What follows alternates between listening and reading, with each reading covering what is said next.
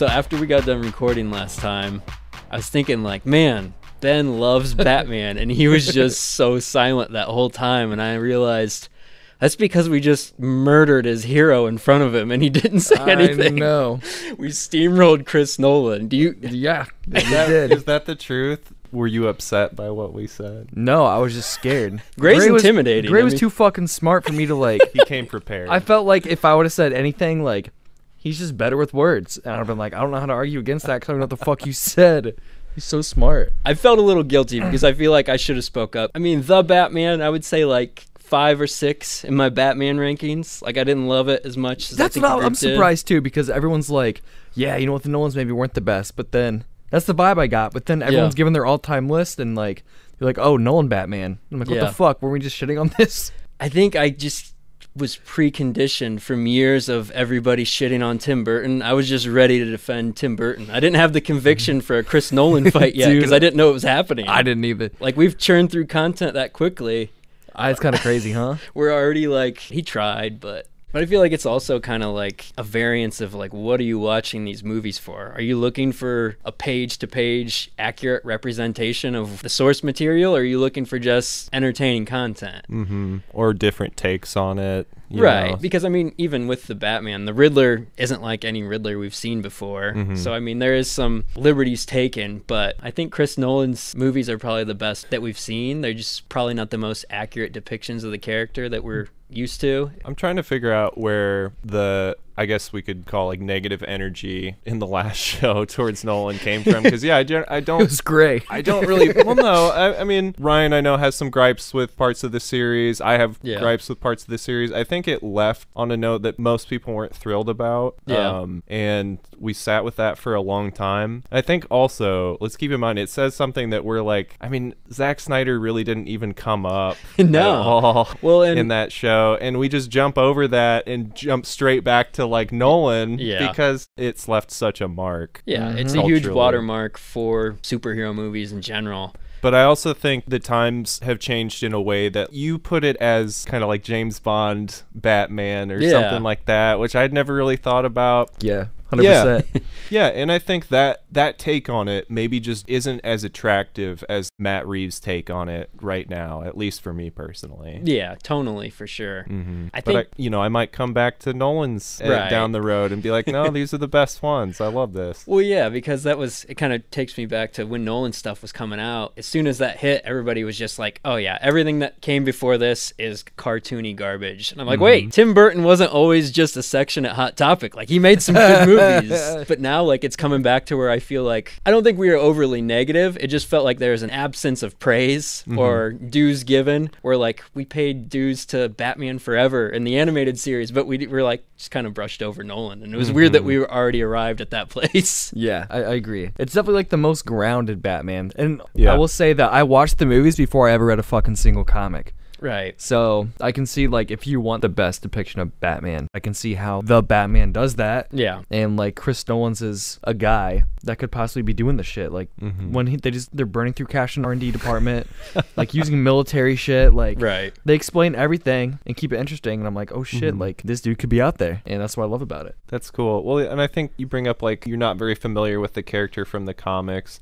I've read a number of Batman comics. You know, writers do their own thing with the character. I don't think there's like one take on it. So more and more it just becomes for me like, is this an interesting look at the character that I respond to? So, and the Nolan ones are for you, which is dope. No, I think more and more that's the way we should kind of look at this stuff. Like, you'll have different writers have runs with characters in comic books. Like, that should be kind of how we look at comic book movies. Yeah. Like, Sam Raimi's Spider-Man is completely different from Tom Holland's. That doesn't mean it's lesser. Right. It's just different iterations of the character. As long as you're telling a compelling story, it doesn't really matter, to me at least, how accurate it is to the source. Yes, I agree with that. It never mattered to me, obviously, because I love The Dark Knight, so...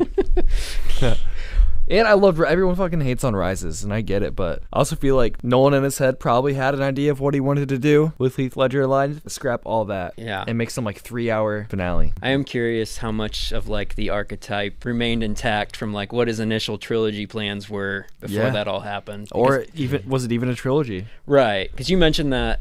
I mean, Heath Ledger says that line right at the end, like, we're destined to do this forever. I'm sure he would, at the very least... That was intentional. For at sure. very least showed up when like all the prisoners are running loose during Bane's overtaking of Gotham. But I don't know. It's interesting. I mean, I think we're all pretty big comic book fans, but there's something about like Batman movies in general that just like resonate so much more. If I had to list like my favorite comic book movies, I think I'd probably have like 4 or 5 Batman movies in top 5, top 10. Do you think it's because he's a real dude? I don't know. I don't know what it is. The realistic setting. He's a human character. He's not like a god alien that you can just shoot lasers and fly around. Yeah, isn't that fucking annoying? I mean, he's got credible villains, damaged emotional baggage with his parents. Yeah. There's something about the social, political tone of it.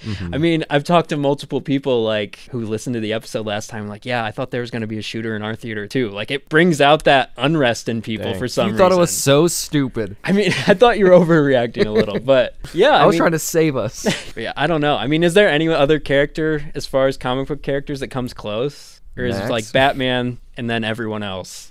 It's that way for me personally, but that's someone who like grew up with the animated series and didn't get like very into comics until I was in my 20s, I think. Yeah. The Rogues Gallery is such a huge part of it. Yeah. It's not just Batman. The whole cast is so good. I can't think of anyone that has 2 great villains. I don't know a bunch of characters very well, but it's not like I can think of some hero that has like these great iconic villains to go with them other than Batman. I mean, you got Morbius coming out pretty soon, so I mean, Spider-Man's probably the closest, I would say. That's fair. You got Venom, you've got, Green and Venom's Goblin. not even really that compelling of a character. Doc He just Ock. looks cool. I think Spider-Man feels somewhat grounded for like a superhero movie. There's parallels between those two, for sure. But I think there's Batman movies, and then everything else is just like some sort of like sci-fi damn near. Yeah. Like The Avengers is a fucking sci-fi movie. Superman was a sci-fi movie. Yeah. Guardians of the Galaxy, sci-fi. It's getting even more with like the Eternals and Doctor Strange. Like it's gonna get more and more pushed out there. So I feel like you have to kind of like be into that shit somewhat. I've never came encounter with that big of a threat from like another planet, so like of course I'm not gonna like Right. Well, and how do you measure like multiple characters' superhuman strengths? Like when Wonder Woman showed up in Batman versus Superman, I was like, okay, like what makes her be able to fly and use her shield any better than Superman or Doomsday? Like, what are the measurements of strength here? Because it's all just people floating around on a green screen shooting imaginary lights at each other. Or like when Captain Marvel comes in the end of like the Avengers and just like, I could have stopped all this. So. Yeah, like they didn't even need the whole cast of the Avengers. It could have just been Captain Marvel. Like that was fucking annoying. Yeah, that was a little much. If you had to do like a top 5 comic book movies ever, who would you go with? Dude, I really like the Infinity War and Endgame just because like what's at stake. They actually made it feel not like a Disney movie when he killed half the planet. Right. I was like, fuck, that's kind of sick. So those 2 up there, and then Nolan's Batmans. Yeah. All 3 together. Like just right there. Nice. I'm sorry. There you go. Max? Yeah, it'd be a fair amount of Batman. Yeah. Like probably the 3 that I mentioned last week, which would be The Batman. The Batman. You gonna put Batman Forever in there? You holding strong? Batman Begins and Batman Forever. All right. And then that's 3 already. So I'll go with X2 and then I'll go with Spider-Man 2. Yeah. So that feels like a good team for me. That's solid. I think I would probably go with, again, my 3 Batmans. So Batman Returns, Batman in the Dark Knight, Spider-Man 2, and then Watchmen, I think would be my number 1. Oh, Watchmen is so fucking sick. Yeah. I should have put that in there. I'm a big Watchmen fan. I didn't even think about what I said. It's a cool movie. That one is almost like shot for shot, like the comics. So I know a lot of people got kind of turned off by that. Also like the length and everything, but all right, so movies, what about like top 5 superhero shows? Because there's been some shows that have come out that are pretty fucking good. I don't think Ryan's seen any of them. I've not seen a single one. I've not watched. Oh, you're big The Boys fan? I fucking love The Boys. That's dude. a great show. I really like the Daredevil. Yeah, I've heard first that's really season good. 1 and first half of season 2, and then they like get Elektra in and like all these characters, and it was just too much. And then, oh my god, you go. I'll think of my other one. By the time you brought it up. Yeah, I know. Okay. I had it. Gosh, I don't know, because I always start off liking like the newer batch of Marvel that's coming out on Disney Plus. I always like those at first, and then by the end, I've turned on them. Yeah, I heard those are super good, like WandaVision and shit. I think they're worth watching for sure. Yeah, they're fun in their own ways. I think some more than others. But you turn on them before the season's even over. Well, kinda. Yeah, some of them. Yeah, I mean, like, okay, well, God, that's not. Is that what we're doing? Okay, I don't know. Let me get back to, before we go on a tangent on a tangent. I would say the Watchmen show is maybe my favorite superhero show. It's fucking awesome, dude. Ryan's furious right now. I did watch that one, but man, the finale got me. I did not like the twist. I didn't think that was necessary. That they killed him? The Dr. Manhattan, it was him the whole time? Yeah, I didn't like. I thought it was fucking sick. That was my third one, Max, actually. I didn't like that. Nice. I thought it was fucking awesome, dude. And I really wanted him to do more with the new characters, the shiny face guy, just disappears at the end. What? I thought he was gonna lead somewhere. I don't know. The shiny face guy. I thought that was a little bit of a missed opportunity. I'll look up his name. I don't think it's shiny face guy. Talking about Lube Man. The infamous Lube Man. Lube Man. Was he lubed? The guy that slid into the sewer, or the storm drain or whatever in the street. Let me look. I don't know, but we fucking need a Dr. Manhattan right now. We need a common enemy. That's what Putin is. Tim Blake Nelson. Yeah, sure. Yeah, Tim Blake Nelson. We got a whole episode with him. He did, but that was a great episode too. I was hoping for his character to have kind of a resolution or something. He didn't seem like he played into the final. Yeah, maybe in season 2. I don't know that they're gonna do anymore, though. They're not. No. Yeah. Which is cool. That's another reason why I love it so much. It's cool that it's standalone. I can't disagree with any of your gripes with it, Ryan. Yeah. I think they're all fair. I think it was just one of those things where I gripe a lot. I just my love for it just propelled me through the end. Everything was just working for me. Yeah. Trent Reznor's soundtrack. Oh yeah. With Atticus Finch. I don't even know. I'm not going to name any other superhero shows because nothing comes close to Watchmen. No, I did want to say, if they're going to reboot the X-Men, they really should do it through a Disney Plus series, because rebooting all their storylines and subplots into a single movie, it hasn't worked 10 times by now. They really ought to just do it in a series. I agree, dude. That'd be really speaking cool. Of animated series from the 90s, the X-Men show on Fox was fucking awesome. I feel if they did that live action. The what? The animated series. I haven't seen it. That was awesome. That was 90s Fox kids getting home from school, turn on X-Men. It might have been right before Batman. Speaking of animated superhero series, Max, have you seen Invincible? Yeah, I liked that one. I also am realizing I forgot about Batman the animated series when I was ranking superhero shows. So yeah, I guess that would be number 1 and then Watchmen. But yeah, Invincible I thought was pretty good. The quality of animation bothered me. Did you watch it at all? Yeah. Yeah, I liked it. Yeah, no, the animation was kind of cheap, and I've heard some people say oh, it's supposed to be a throwback sort of thing. Yeah, but it doesn't look that way to me. It just looks cheap. I thought it was intentional without knowing anything. Yeah, I thought that the show ended in a really bizarre place that I didn't exactly agree with. His dad just committed genocide, but he's but I still love you, Daddy. Yeah. It's should you? Robert Kirkman, I think you have some issues you need to work out on your own and off screen with you and your dad, maybe having a catch or something. Because that shit's terrible, dude. That's a bad message to put out into the world. Yeah. If your dad kills a bunch of people like that, you should probably call the cops. Is the problem you have with it then the message? I didn't like that. I thought that was pretty gross. Yeah, and that is one of those cases where this kind of maybe small thing relative to the scope of the show just really rubbed me the wrong way. Yeah, kind of like you and Watchmen. I mean that kind of broke it for me. I'd been otherwise enjoying a lot of it before then. Yeah, and it's probably unfair because it's just a fraction of it, but I feel the ending is pretty critical. You can win me or lose me pretty easily on a good or a bad ending. Mm-hmm. Oh shit, Watchmen really killed it for you, huh? Yeah. You liked the whole series until that last episode. I was digging it. Yeah. I mean, the last couple tailed off, to be honest, but it started really strong. When it started doing the whole throwback with showing you who Dr. Manhattan was. Yeah, just that whole reveal. I was this feels unnecessary. Just an extra little thing to throw in there. Well, that's the only thing that really made it Watchmen-y. I mean, there's a lot of stuff that tied back to the original series. The fact that she was picking Rorschach up masks. Yeah. I mean, that she was all the picking stuff with Jeremy Irons. Yeah. Oh, the what? The stuff with Jeremy Irons. The squids falling from the sky. Ozymandias. Programmed. Yeah. I fucking missed that. My bad. We're hosting a best comic book movies tournament for part of our March Madness on Instagram and Twitter right now. So far, I have to say, the most shocking result has been Jim Carrey's The Mask, which was on the bubble to even get in. So silly. Whooping ass, dude. I know. I saw that. It whooped something good. It beat Iron Man. I mean, by the time this airs, who knows how many more will lie in Jim Carrey's wake. Oh my god. dude. The Mask. That's pretty big, knocking out Iron Man 1 in the first round. Yeah, that was you guys a like one Iron Man seed. 1? Yeah, I think it's a great movie, and I think just for like cultural reasons that it started the whole MCU in a way. It's kind of I expected more people to vote for that, but more power to the Mask. Right?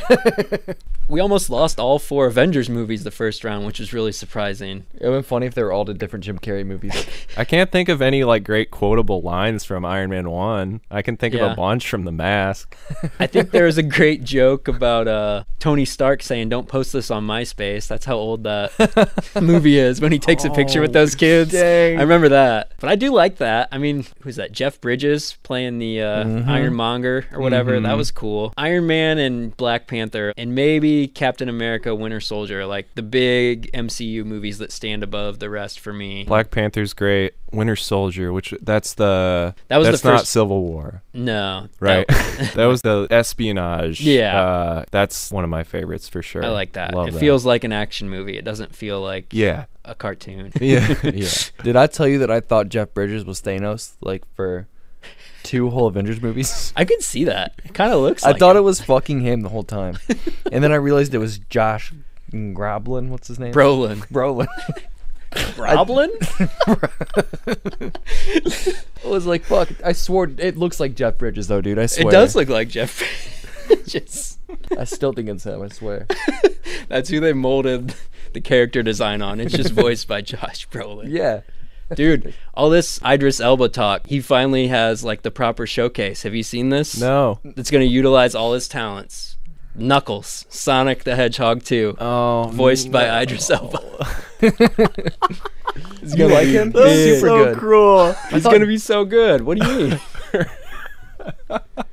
He was good in it was the Suicide Squad, right? Yeah. We've talked about him a bit, maybe on episodes where you weren't here, about think how he's so. like Ryan's waiting for him to turn in like this superb, Star-making, yeah. leading man. He should be. performance. I think it's fair to say that he hasn't done that yet, but I also have like enjoyed watching him quite a bit, and I think he could have gone for something like that in Suicide Squad, and I appreciated the much more like understated character. I totally bought his like annoyance with the rest of the people around him. Yeah, I did too. Thought that worked. So you're not looking forward to Sonic 2? You don't have any? I haven't seen the first one. I don't think Do you know who miss Dr. much. You can Eggman pick- is, dude?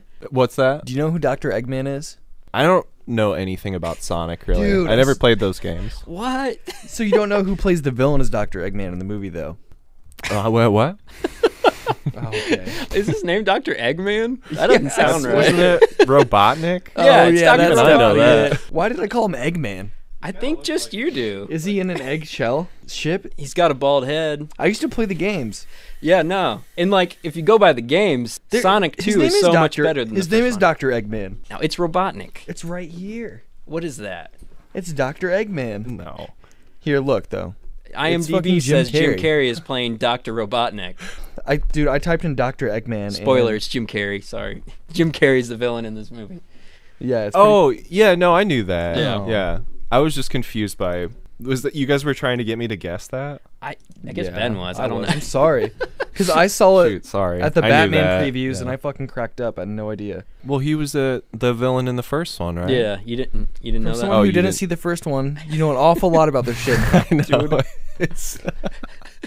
I was gonna do a whole like best video game movies, but like I realized there are so many that I just skipped. Like I never got around to Doom Ryan, they're all bad. or dude. Rampage. Yeah, it doesn't... You know, Other movies without The Rock. do you have any in mind that you think could be adapted into TV shows or movies? We've got Halo coming up. Vice Yeah, City. I was We've going to got- ask you about Halo because they are really banking on this, and I feel like Paramount Plus is like 15 years behind everyone else. Like they're Well, and I heard that this is like I the don't get- advertising is looking like it's kind of a Mandalorian type thing. yeah. So I it's- don't. Is there it's some almost- great mythology to this? I thought the whole appeal was that it's an arcade that you can just pick up and play. Yeah, I mean, there's like, you know, a narrative to each of the games and stuff, but it's not like, as someone who's like played all of the Halo campaigns, it's like I couldn't tell you anything about. Like I could tell you like How the story ended or anything. couldn't tell you much about it. I could tell you who the bad guys are, and well, even that. So it wasn't just They're the just aliens? like faceless aliens, right?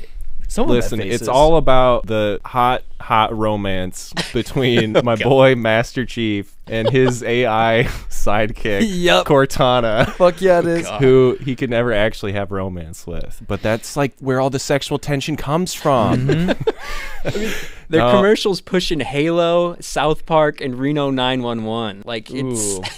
Paramount Plus was a person. It'd be like wearing a Terrell Owens jersey, drinking Code Red from a 2-liter, listening to 50 Cent. Hey, real quick, just Google who is Dr. Eggman and tell me what the fuck comes up. Because it's something. That's his nickname, I guess. So he's at an alter Dr. ego. Eggman Robotnik. I didn't know. Oh, so Eggman is his first name. No, it's his nickname. Okay. His first name's Ivo. Oh, what the fuck? He's got another one. Ivo. IVO. I don't... They need to get their shit together. No. I did make a list a long time ago on the site. Before we did a podcast, it was just a blog, and I made a thing on video game adaptations that I want to see. But I think most of them are like happening now. Because Uncharted, I know, was on there. But my Uncharted had Oscar Isaac as the main guy instead of Tom Holland. So that's not going to happen. He's pretty old now. But I still do think they should make a Twisted Metal adaptation. Like, that seems like it would be really fun.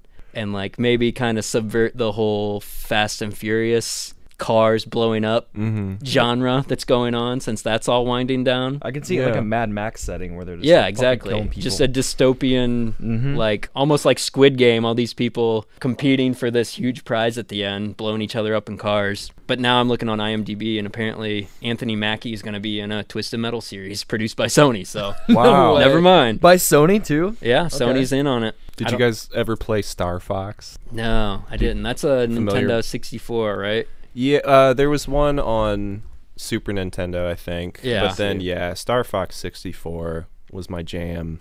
And it's just a crew of 4, like, cartoonish characters. They all have very, like, basic personalities that I feel like you could make, like, a good animated, probably directed more at a younger audience Star Fox movie. I think that could be kind of fun. A lot of it is like homaging Star Wars in a lot of ways. Yeah. So you could do some fun stuff with that. Would you think like hybrid animated live action like Sonic, or would you go full animated? All animated. Yeah. No reason to go live action with it, because all the creatures in it are some kind of anthropomorphic being. Yeah, I can't see any benefit of going live action with it. The more animated, just do like a classic 2D animated Star Fox. I don't know why Sonic has real people in it. It's stupid that he's like the fastest thing alive, and he spends the whole movie driving around with James Marsden. Like, that's what I've heard that, yeah. It's ridiculous. What about any of the Grand Theft Autos? See, that kind of runs into this whole, like, it'd be like a cannibalization of itself, because like Grand Theft Auto rips its storylines from so many movies. If you made a movie, how is Uncharted not the cannibalization? Well, exactly. Like Uncharted is an update of Tomb Raider, which is a ripoff of Indiana Jones, which is I see what you're saying. Like, and Vice City is basically I fucking love Vice City. So do I, but it's Scarface. I mean, yeah, you're not wrong. Those guys have been doing that. That's been their whole game the whole time. Right. It's just doing movies in their video games. Yeah. Damn. I will say another one I'd like to see is before, what's his name? The guy who made Metal Gear Solid got excised from Konami, Hideo Kojima. Oh, yeah. He started on a Silent Hill game with Guillermo del Toro.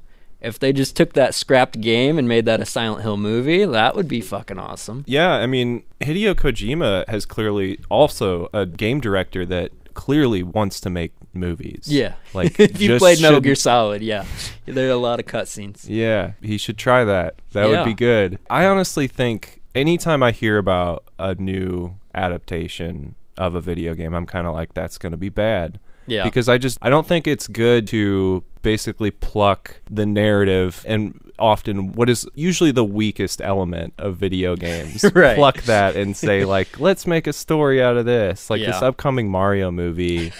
There's nothing there, dude. I guess maybe that works because you can like do anything with it in a way, especially something that cartoony. Maybe that works a little better. But like, the thing that's cool about video games is that you're like interacting with them, and if they can try to get some idea like that, like I was trying to think, you've got like Mario Kart, which is like a very communal game. Yeah. And if you can somehow like get to that aspect and try to like represent that, as opposed to just saying like, well, let's just tell a straight linear story with video game characters. That's not why we come to video games. No, the best part of it is the interaction, the way that you become part of the story. And when you just like, it's like watching somebody else play a video game. Like it's not as fun. Right. Are there any video game movies you like, Ben? What about the theme park movies? We left those out. Theme park movies? Pirates of the Caribbean. Oh, but the Haunted Mansion. That's just a Disney thing, isn't it? The ride was first. I know, but those are all Disney movies, right? Yeah. Yeah, I'm behind on the theme park rides. Yeah. I just think it's wild they straight up made like Pirates of the Caribbean off a fucking theme park ride and did very good at it. They're rebooting Haunted Mansion, actually. They shouldn't. It's actually got good people in it, though, so I'm kind of intrigued. I think Lakeith Stanfield's in it. Eddie Murphy. I mean, Eddie Murphy was great 20 years ago, but anything he's made post Nutty Professor hasn't been great. Even Nutty Professor didn't really age that well. No, it didn't. What about Norbit? No, no. No. I did see, we were talking about that Mike Myers show. Yeah. Where he plays like 8 characters. How tight would it be if there was a show where just every character was played by either Eddie Murphy or Mike Myers? Pretty fucking wild. Like, I would like Yellowstone so much more if every single person was either Eddie Murphy or Mike Myers. Casey! Gotta throw someone more modern in there, too. Like Kate McKinnon. Kate McKinnon. Lauren Lapkus could be good. Lauren who? Nick Kroll.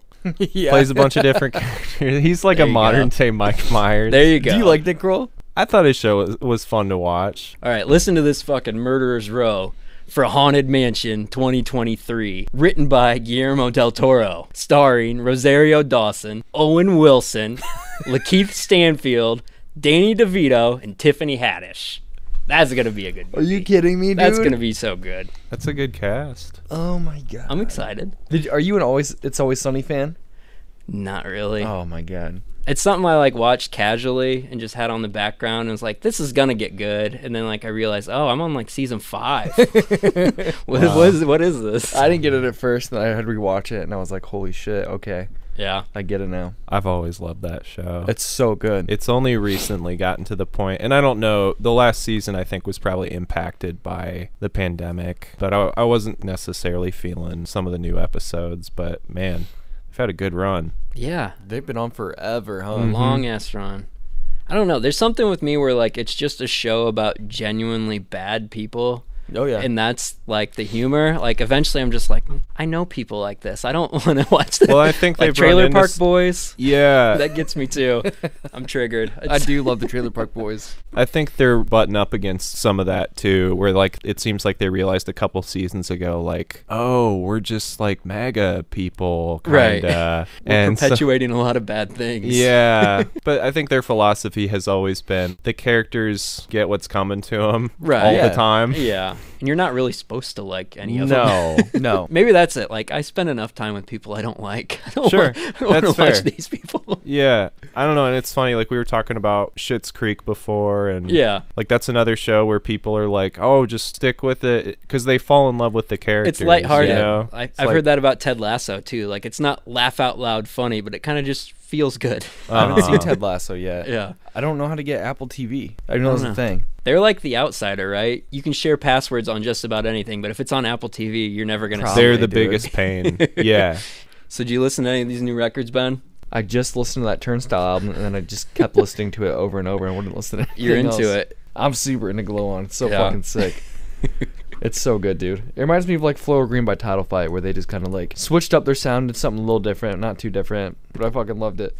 I mean, there's been a lot of good stuff so far. That Beach House record's probably my top. I've never been super into them, but their last 2 records have been really solid. Just kind of weird that they're putting out their best material 8 records into their career. That is weird. And this album's like 84 minutes long, so I thought like I was gonna get bored with it, but there's so many good songs. And they released it like in waves, like 4 or 5 songs at a time. And I did like I do with TV shows. I want to listen to the whole thing at once, and I regret it now because I was like, I really would have been able to appreciate these songs as they released them, you know, in these batches, because there's so much. But yeah, it's kind of hard to get through all of it. I really enjoyed it. I did feel a little like I was sensing like a formula to the songs a little sooner than I would have liked. It was a good formula, good way of putting your songs together. Yeah. Okay, I can kind of see Yeah. I can picture how some of this sausage is getting made. Did you feel that at all, or is that just... A little bit. I think that was another thing of like just a product of the runtime where I was like in whatever the third movement or whatever they call it, I was starting to look like, okay, how many more songs, you know,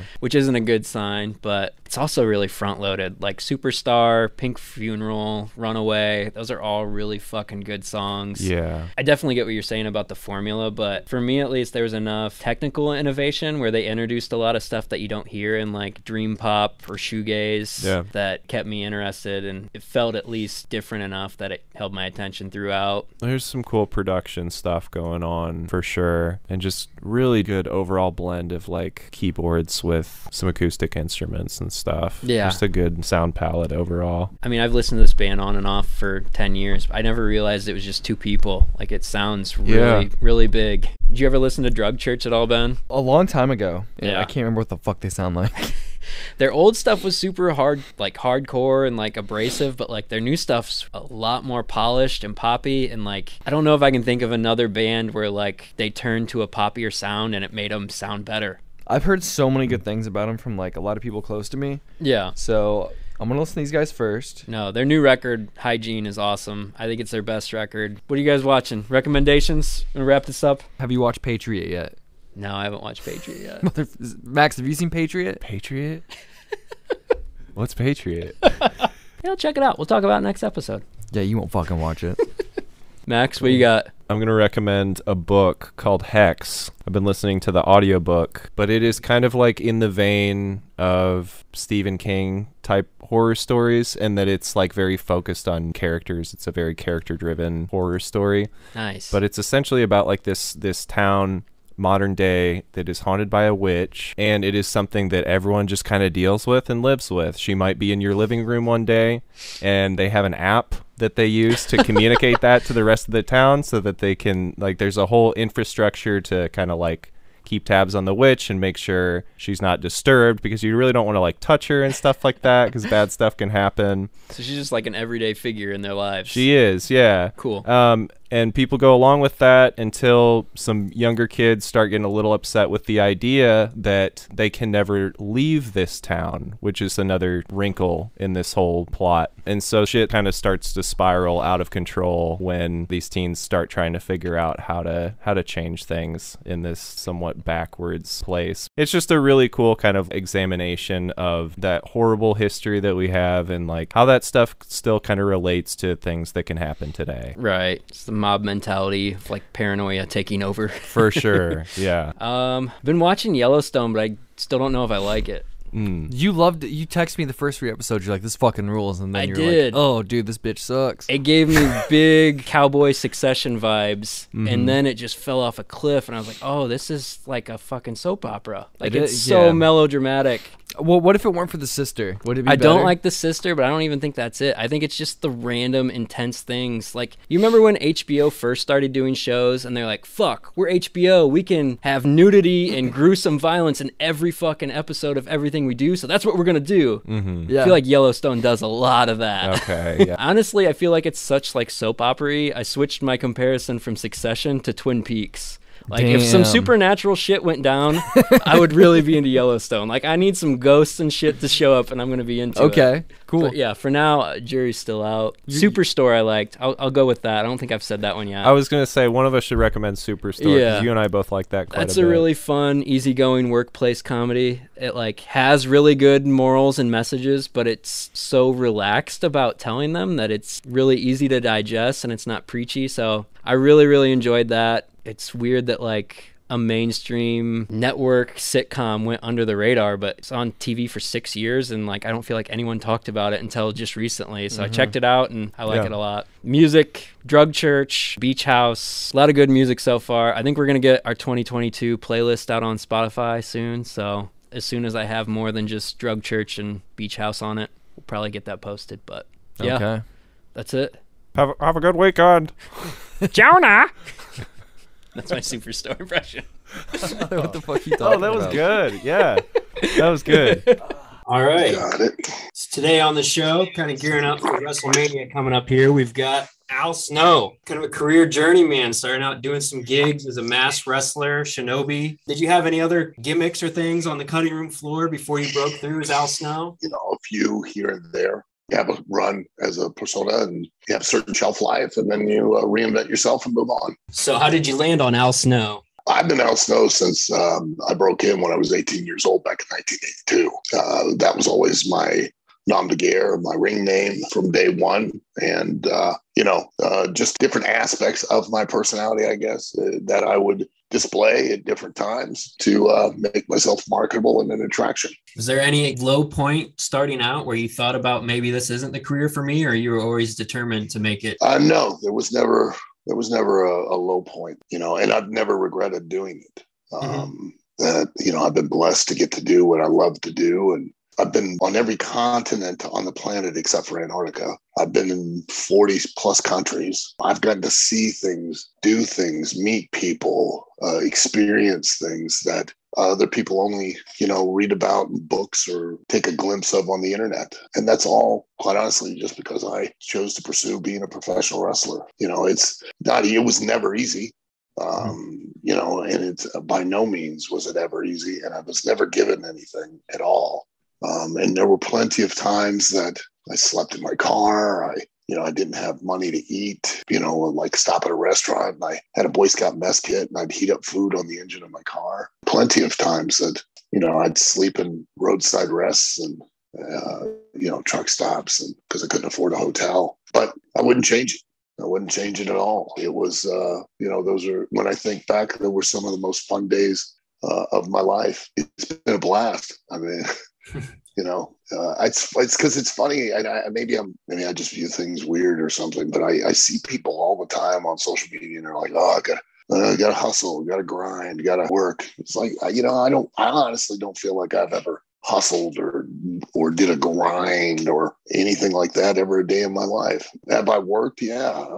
Believe me, trust me. And making a living at what I do is definitely not an easy way to do. It is a hard road to hoe. It is without a question. It is. What would you look back and consider your proudest moment in the ring? It's hard to pick out one particular moment. I think the thing that I'm most proud of is that I think I've been successful in what I wanted to do, which was when I first got into the business, and I wanted three things. I wanted to be able to make a living. I wanted to have matches and moments that people would remember.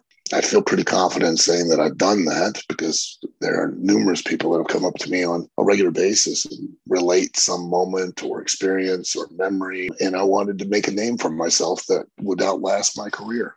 I'd leave my mark to some degree on the business, regardless of what some people might think positive or negative. I've left it. So I might be a has-been, but trust me, being a has-been is a lot better than being a never was any day of the week. Does it ever cross your mind, like maybe give AEW a call? You're in pretty good shape still. You never say never in the wrestling business. When the opportunity comes, and if it ever does, then I would certainly field that opportunity and, be curious as to what they want to do and why they want to do it. But I've had my day in the sun and I'm now part owner of OVW. And, that I've always felt for quite a long time that the young men and women that I've broke into the business and have developed and trained will be the real legacy that I leave behind, will be all of my kids. And that's fine. I'm very happy with that, very proud of what I've done. I realized that I've made my own mistakes and that if I had capitalized on opportunities that were presented at the time that I was presented them and could have seen them a little more clearly,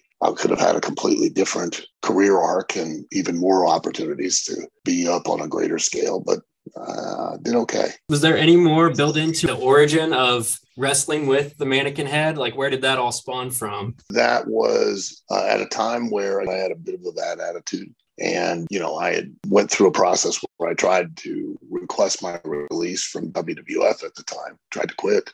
And they rolled over my contract. They had that option at the time, which didn't make my attitude any better, but through relationship with Chris Candido and his relationship with Paul Heyman, Paul convinced Bruce to basically put me on loan to ECW. And I knew that I had to go there and I had to develop something to make myself an attraction. And I set upon trying to show and demonstrate that I had a mental breakdown. And, while reading a book on abnormal psychology, I read a case study on a woman who had schizophrenia, and she had what they call transference disorder, where she transferred her illness onto the objects that were speaking to her. So, she thought they were crazy, not her. And I got a styrofoam head and I thought, that's what I'm going to do.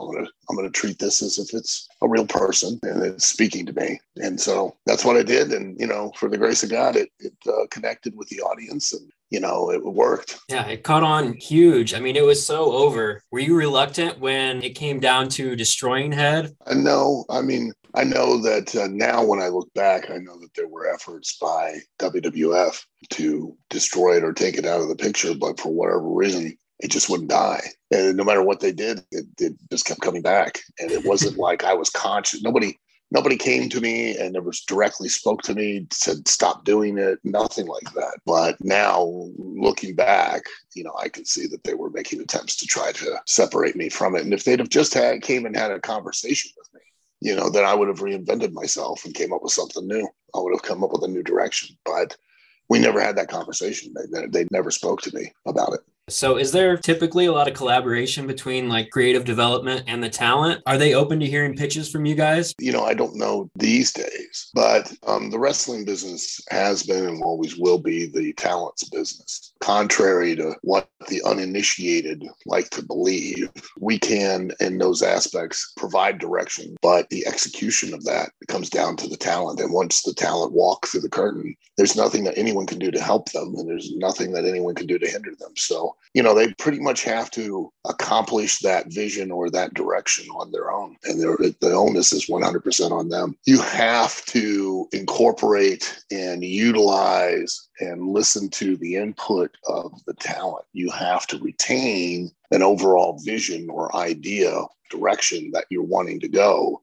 Because your job is to oversee the whole forest, and talent, they're so up close to their own tree that they're not going to see the bigger picture. Yeah, you've got some really creative and fun things in your past with, wrestling with Head and having that hardcore match where you wrestled yourself. Was there anything where you got pushback where they're like, this is a little much, we're trying to keep it not from going full comedy here, Al? Or were they pretty much letting you run with things? They always pretty much let me do what I wanted to do. There were a few times, they'd pull the reins in, but let's make something clear. I never did comedy. Right. I was entertaining and it was funny, but the idea was that I was insane. And so what made no sense for anyone else to do made perfect sense for me to do. And because during that time, 9 out of 10 people, if you were to do a poll, they would have sworn that I was medically and clinically insane. And, because of that, and the fact that they believed so sufficiently in who I was, I had the freedom to do some of the most ridiculous stuff that they completely believed in because they believed in who I was. And that's the secret. Nobody else on the roster could have gotten away with some of the absurd stuff I did. But for me, it made perfect sense and therefore was entertaining and was at times funny. But it was never done in a comedic way. It was always done in, just because I was out of my mind. Right. Did you get to select your introduction music for ECW, the Prodigy song? No, Paul had picked that. And I don't know to this day, how Paul was able to get away with half the stuff he did with pirating music, because that really was what it came down to, is he really took copyrighted music and utilized it. He utilized it brilliantly, to create an atmosphere and that brand, by attaching Metallica's Enter the Sandman for Sandman. And, and honestly, that interest music was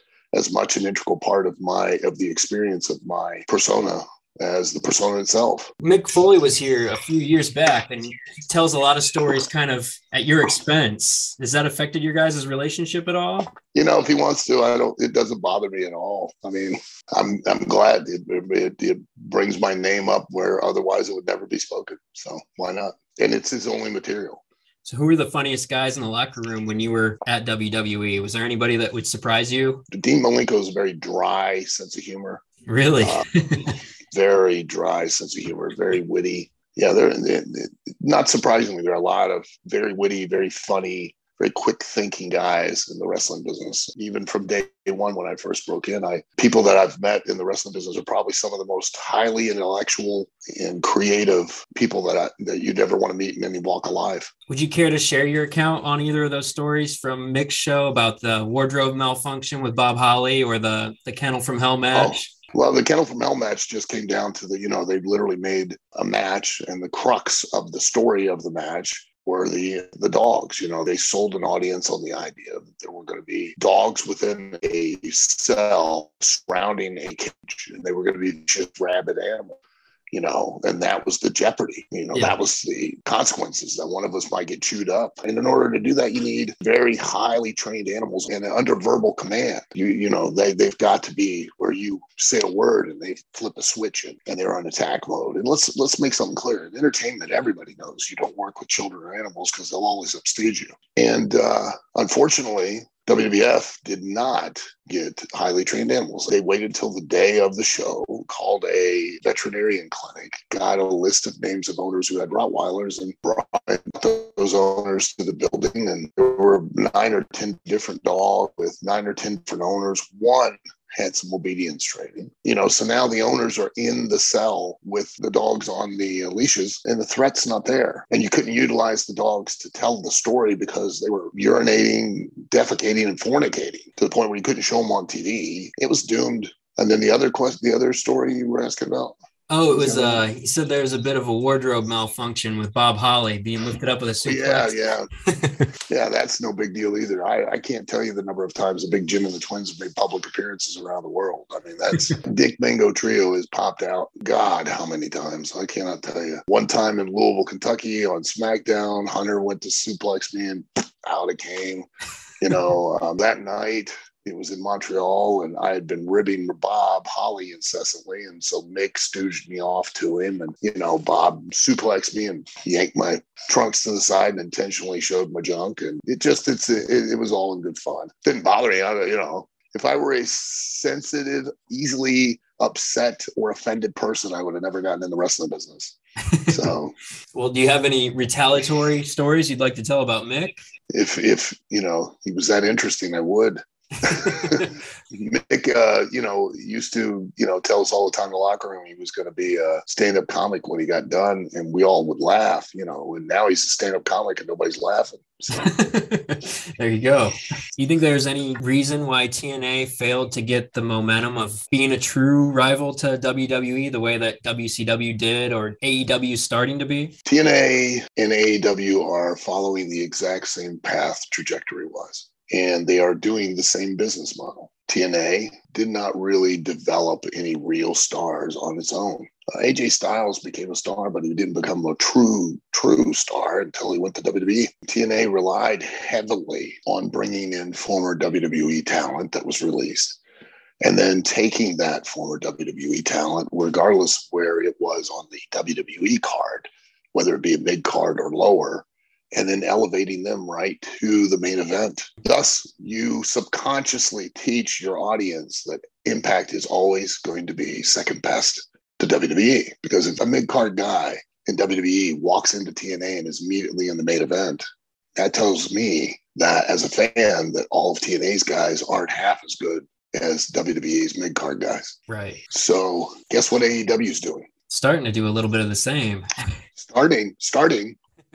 They've been doing that the entire time. And, to their credit, they've made a couple of attractions on their own in Darby Allin and Orange Cassidy. But let's face it, Orange Cassidy and Darby Allin, they're good and they're great attractions, but they're not going to be main event stars that are going to be able to sell an event like a WrestleMania type event. And in order to really have a chance to give WWE even a slight run for its money, because let's face facts, you're never going to out WWE.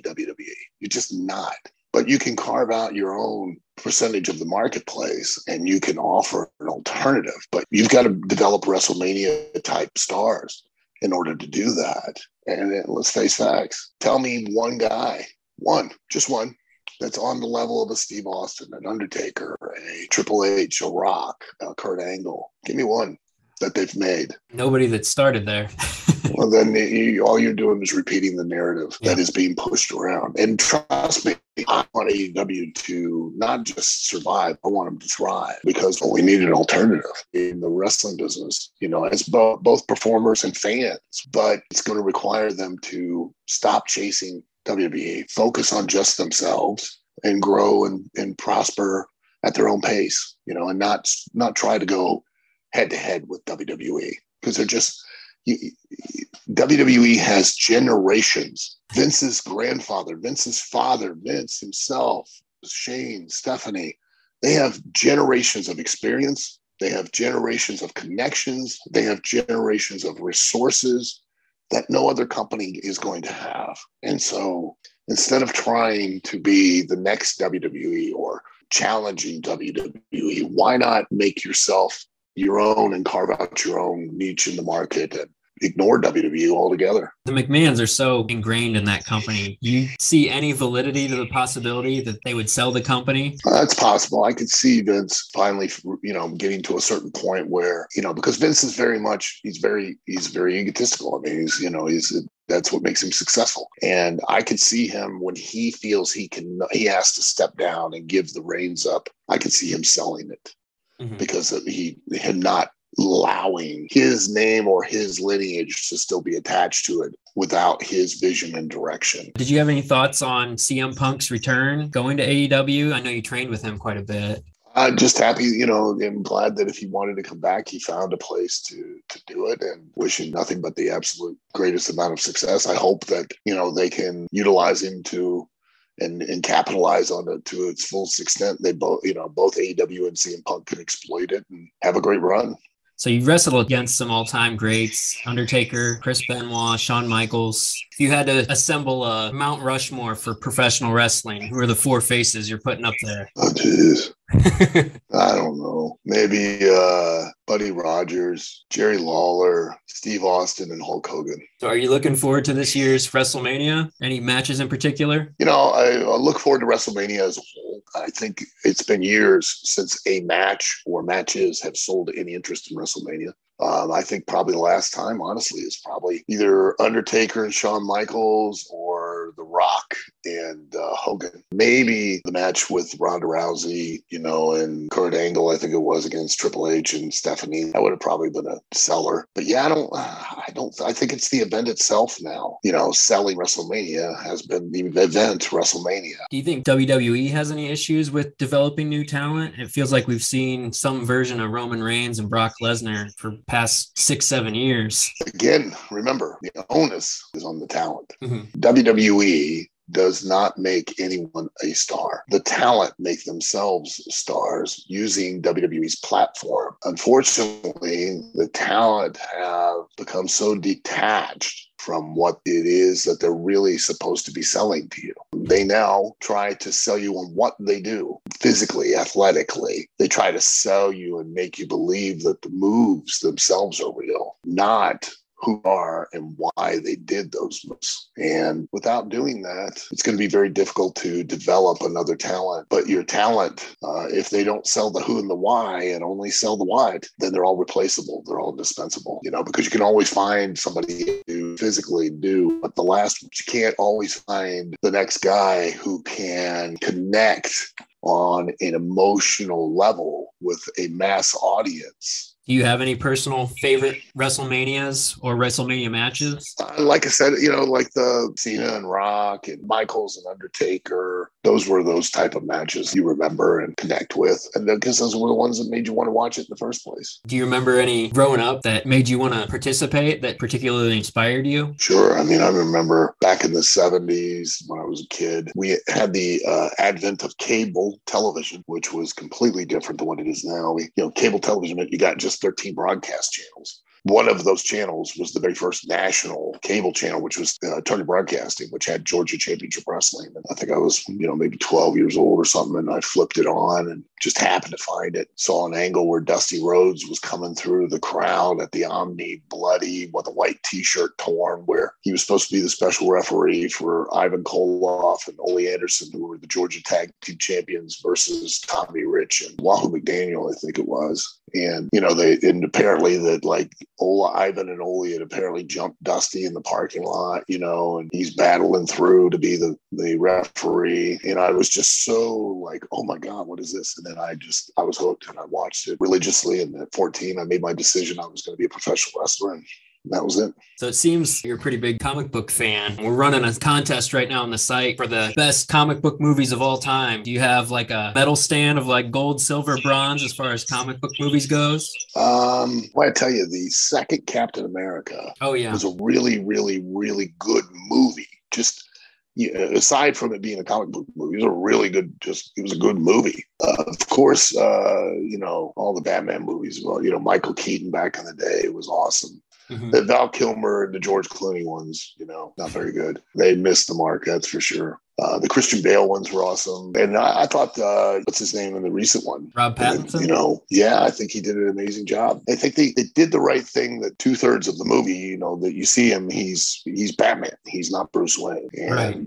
I think that was why, because being Bruce Wayne was a little more of a stretch for him. But being Batman, awesome. And let me think here. I really enjoyed all of the Avengers movies because of the interplay of the characters and their personalities. I think that's something that, DC has tried desperately to get and has missed. The Zack Snyder cut, Justice League, I think captured more of that interplay and personality dynamic between the characters a little bit more and made it a much more entertaining film to watch. I thought it was really well done too. Yeah. So what can you tell us about your new comic book, The Adventures of Al Snow and Head? This is the second one. The original was The Ballad of Al Snow and Head. We'll have issue 2 of The Ballad of Al Snow and Head. It'll be coming out very soon. The great thing about it is that the comic books, both The Ballad and The Adventures of Al Snow and Head, are very true to the wrestling characters. So like in The Adventures of Al Snow and Head, you think of it like it's the old Marvel team up or like the old DC Brave and the Bold book, where it's each issue will be a different team up. So this one is with Chavo Guerrero Jr. But the really cool thing is that both titles have wrestling based characters, but they're not about wrestling. In the first one, the backdrop for the story is that it's in a post-apocalyptic world. And I think that I am a detective and I run a detective agency. And I overhear that a barmaid has had her heart stolen, meaning she fell in love. And I decide to take the case on and retrieve her heart. And the great thing is that all of this takes place, because I'm crazy up in my head. So, we can always have different scenarios. Like the second Ballad of Al Snow and Head, that one is where I'm a secret agent and I'm trying to infiltrate what I believe is the Russian enemy to the north, which are the Canadians. So I'm trying to be a secret agent and break into Canada. But the Adventures of Al Snow and Head with Chavo is it's a Western. And we chose to do a Western because Chavo had Pepe the stick horse. And so the characters are very well written and are true to the wrestling characters that you saw back in the day. But it's a complete Western is what it is. And the cool thing is the artists did it, whenever they show Chavo riding Pepe, there's always clouds of dust or other horses. So you never see his feet. So it always looks like he's actually riding a horse. And then when, he stops, he gets off a stick horse, But I've really been impressed and blown away by the top level comic book professionals that have worked on these comic books. The artwork is just incredible. The artists are amazing. And the writer, Eric Watkins, who's the owner of Broken Icon Comics, does a phenomenal job writing the scripts. I mean, these guys, the artwork is amazing in these comic books, and the stories are really well done. And again, they're very true to the wrestling characters. They're just not centered around an arena or a wrestling ring or anything. Because I've seen those, and I'll quite honestly, I don't like them. I don't enjoy them, and I don't think they translate very well.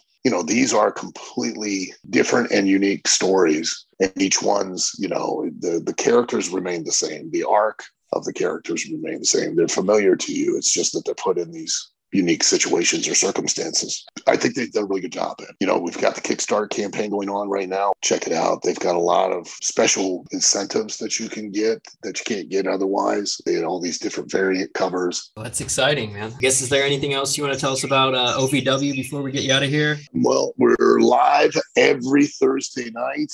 I think outside of WWE and AEW, we're the only other wrestling promotion that does live television. We're live 7 o'clock Eastern to 9 o'clock Eastern every Thursday night, both on locally in Louisville on WBNA, and then on Fight TV, the Fight TV app on your phone. We are live on there from 7 to 9 every Thursday night. We're about to have our big television event with big marquee matches on March 29th, which is Fight Night. And then April 30th, there'll be another big pay-per-view event, Saturday night special pay-per-view event that'll be broadcast on Fight TV as well. We're also on the Action Channel, YTA, Next Level Sports, Game Plus, a couple other national networks. We reach about 100 million homes across the country right now. And if they want any more information, they can go to ovwrestling.com. If they are interested in attending our training school, which is the only actually accredited by state office of proprietary education as a trade school in the world. We're the only training school for professional wrestling, sports entertainment, and broadcasting that's actually accredited as an actual trade school in the world. So they can go to aswa.live. If they're wanting to follow me on social media, they can go to The Real Al Snow on Facebook, Instagram, TikTok. What other ones are there? Twitter. And I am the first officially announced wrestler for the Wrestling Metaverse game. It's going to be a new game that's coming out. It's kind of neat, something different. Yeah, and I'm definitely. pretty honored to be immortalized in another video game. So I'm really, really excited about that. Yeah, definitely. Sounds like you've got a lot going on. I appreciate making the time for us. Absolutely. I appreciate you giving me the time. Yeah. Thank you.